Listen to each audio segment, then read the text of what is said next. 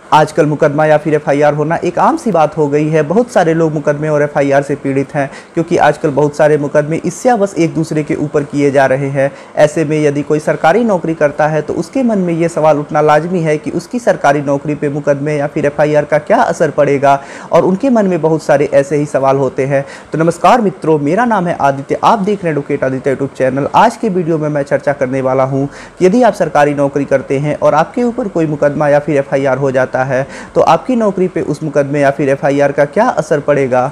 तो चलिए वीडियो को शुरू करते हैं। जो लोग सरकारी नौकरी कर रहे हैं उनको मुकदमे या फिर एफआईआर को लेके उनके मन में कई सवाल होते हैं कि जैसे कि उनके ऊपर यदि कोई सिविल मुकदमा होता है तो उनकी नौकरी पे इसका क्या असर होगा, या फिर उनके ऊपर कोई आपराधिक मुकदमा होता है तो उनकी नौकरी पे इसका क्या असर होगा, या फिर यदि उनका यातायात पुलिस के द्वारा कहीं चालान काट लिया जाता है तो क्या ये भी उनकी नौकरी पर असर कर सकता है या नहीं। ऐसे बहुत सारे लोगों के मन में सवाल होते हैं। इन्हीं को जानने की हम कोशिश करेंगे आज के वीडियो में। सबसे पहले हम जानेंगे कि यदि आपके ऊपर कोई आपराधिक मुकदमा होता है तो इसका आपकी नौकरी पे क्या असर पड़ेगा। इसको जानने के लिए हम 4 भागों में बांटते हैं कि यदि आपके ऊपर आपराधिक मुकदमा होता है तो इसका क्या असर पड़ेगा। इसमें सबसे पहला कंडीशन होता है अरेस्ट होने पे। यदि आप कोई सरकारी नौकरी करते हैं और आपको 24 घंटे या उससे ज़्यादा के लिए अरेस्ट कर लिया जाता है किसी आपराधिक मुकदमे में, जैसे कि मारपीट, लूट, मर्डर, दहेज या फिर किसी भी प्रकार के आपराधिक मुकदमे में आपको अरेस्ट कर लिया जाता है, या चाहे वो अरेस्ट आपको जुडिशियल कस्टडी में लिया गया हो या फिर पुलिस कस्टडी में, और आपके डिपार्टमेंट को ये बात पता जब चलती है तो आपका डिपार्टमेंट चाहे तो आपको सस्पेंड कर सकता है, लेकिन इसमें आपकी नौकरी नहीं जाएगी। जब आप जेल से छूट के आएंगे उसके बाद आप अपील कर सकते हैं, और अपील करने के बाद अपनी नौकरी बचा सकते हैं और फिर से ज्वाइन कर सकते हैं। लेकिन यदि इसी केस में आपको सज़ा हो जाती है और आप अपील नहीं करते हैं तब आपकी नौकरी पक्की चली जाएगी। दूसरा कंडीशन होता है केस चलने पे। यदि आप कोई सरकारी नौकरी करते हैं और आपके ऊपर कोई आपराधिक मुकदमा चल रहा है और इसमें आप अरेस्ट नहीं हुए हैं या फिर अरेस्ट भी हुए हैं तो 24 घंटा के पहले जमानत करा के बाहर आ गए हैं, तो ऐसी स्थिति में यदि आपके डिपार्टमेंट को ये बात पता चलती है तो आप सस्पेंड नहीं किए जाएंगे, ना ही आपकी नौकरी पर कोई असर करेगा।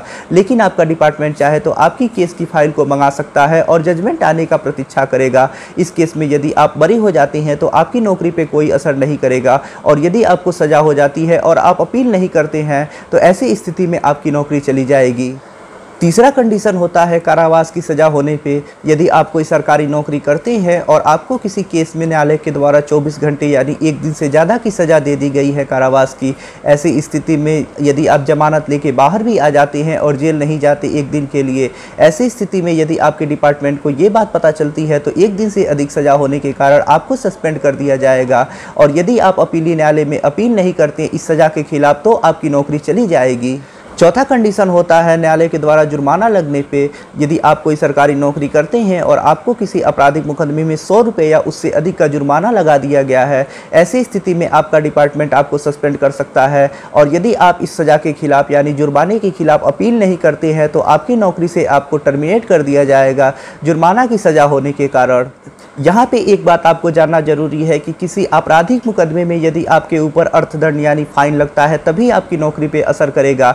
यदि किसी सरकारी या गैर सरकारी विभाग के द्वारा आपके ऊपर अर्थदंड लगाया जाता है, जैसे कि पानी चोरी में, बिजली चोरी में, या फिर यातायात पुलिस के द्वारा आपका चालान काट दिया जाता है, तो ये आपकी नौकरी पे असर नहीं करेगा और इससे आपकी नौकरी पे कोई असर नहीं आएगा।